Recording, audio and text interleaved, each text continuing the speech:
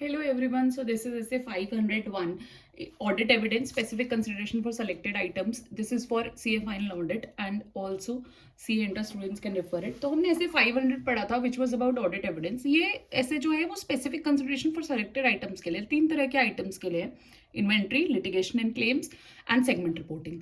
Right, तो हम inventory से स्टार्ट करते हैं। इन्वेंट्री अगर मटेरियल है फाइनेंशियल स्टेटमेंट के लिए तो आपको उसके लिए sufficient and appropriate audit evidence चाहिए उसकी एग्जिस्टेंस और कंडीशन के लिए। उसके लिए आप क्या करोगे? सबसे मेन है आप फिजिकल इन्वेंट्री काउंट को अटेंड करोगे। ठीक है, ये सबसे मेन चीज है कि आप उसको अटेंड करोगे।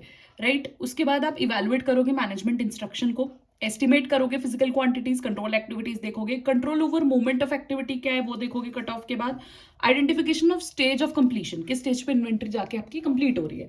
फिर आप देखोगे observe performance of management count, observe देखोगे परफॉर्म टेस्ट काउंट, कैसे tracing items for physical inventories आप ट्रेस करोगे, copies of management inventory counts आप रखोगे, इंस्पेक्ट इन्वेंट्री इंस्पेक्ट करोगे आप कि ऑब्सोलीट और डैमेज तो नहीं है।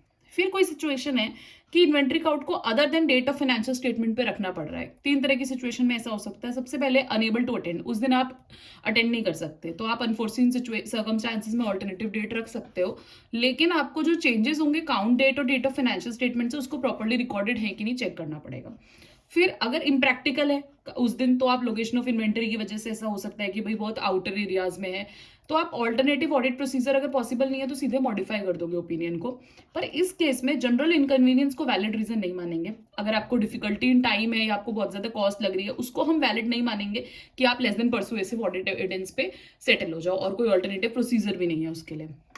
थर्ड केस होता है जब inventory under the custody of third party होती है। थर्ड पार्टी की कस्टडी में तो हम क्या करेंगे, तो हम रिक्वेस्ट करेंगे थर्ड पार्टी से कंफर्मेशन के लिए और हम इंस्पेक्शन और अदर प्रोसीजर्स को परफॉर्म करेंगे। कुछ केसेस में हमको डाउट रेज होता है इंटीग्रिटी और ऑब्जेक्टिविटी ऑफ थर्ड पार्टी पे कि भाई थर्ड पार्टी इंटीग्रिटी रखती है कि नहीं, ऑब्जेक्टिविटी है कि नहीं। तो हम क्या करेंगे, requesting confirmation when inventory placed as collateral, जब कोलैटरल है तो आप कंफर्मेशन मांगो। Inspecting documentation regarding inventory held by third party, कि उन्होंने क्या डॉक्यूमेंटेशन किया हुआ है इस इन्वेंट्री को लेके। Attending arranging for other auditor third party counting, आप अटेंड करोगे और आप अरेंज करोगे दूसरे ऑडिटर्स के लिए अगर आपके पास है तो थर्ड पार्टी काउंटिंग के लिए। Another auditors report and adequacy of third parties internal control, दूसरा जो थर्ड पार्टी इंटरनल कंट्रोल पे उसने क्या ऑडिट रिपोर्ट दी हुई है।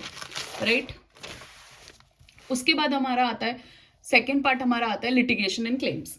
लिटिगेशन एंड क्लेम्स में ऑडिट प्रोसीजर क्या है, इंक्वायरी करोगे आप management and in house council से, रिव्यू करोगे मिनट्स, रिव्यू करोगे लीगल एक्सपेंस अकाउंट को।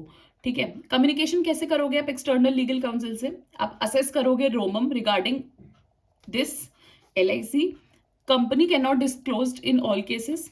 ठीक है, लेटर ऑफ इंक्वायरी लोगे जो मैनेजमेंट प्रिपेयर करेगा sent by auditor external legal counsel को, requesting to communicate directly to auditor, कि भाई डायरेक्टली ऑडिटर को ही बता दो।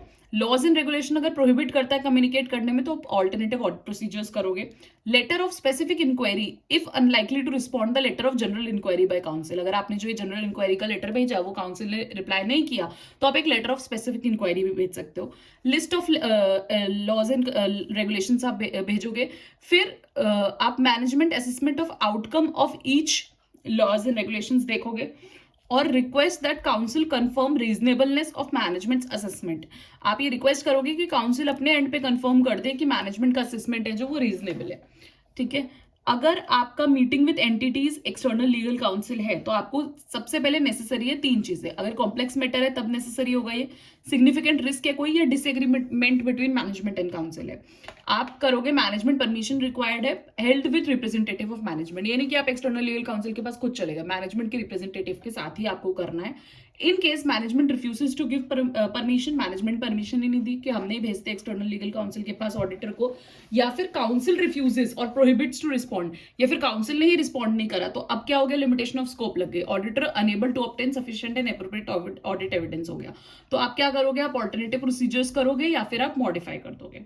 फिर रिटर्न रिप्रेजेंटेशन कब मैनेजमेंट और TCWG से आप लोगे फॉर लिमिटेशंस एंड क्लेम के लिए, तो आप लोगे ऑल नोन एक्चुअल और possible litigations and claim disclose to auditor, कि भाई जितने भी हैं जो भी हो सकते थे लीगल चीजें और जो भी है क्लेम्स वगैरह वो आपने ऑडिटर को डिस्क्लोज कर दिया है। Appropriately accounted and disclose as per AFRF, properly account हुआ है वो और AFRF अकॉर्डिंगली डिस्क्लोज हुआ है। ठीक है, फिर हमारे थर्ड पार्ट में आता है सेगमेंट इन्फॉर्मेशन। तो आप देखोगे sufficient and appropriate audit evidence जो है रिगार्डिंग प्रेजेंटेशन एंड डिस्क्लोजर, सबसे ज्यादा इंपॉर्टेंट है सेगमेंट इन्फॉर्मेशन का। अंडरस्टैंड करोगे methods used by management, disclosure as per AFRF कर सकते हो, टेस्टिंग एप्लीकेशन ऑफ मेथड कर सकते हो, रेलेवेंट मैटर्स हैं तो sales transfer and charges, comparison with budgets कर सकते हो and expected results, consistency with prior period देख सकते हो, allocation of assets and cost देख सकते हो। परफॉर्मिंग ऑडिट प्रोसीजर्स और other procedures in appropriate circumstances, आप audit procedures and other procedures करोगे। So this is SA 501 divided in 3 parts. Thank you. And if you find it helpful, please share with your friends, like and subscribe.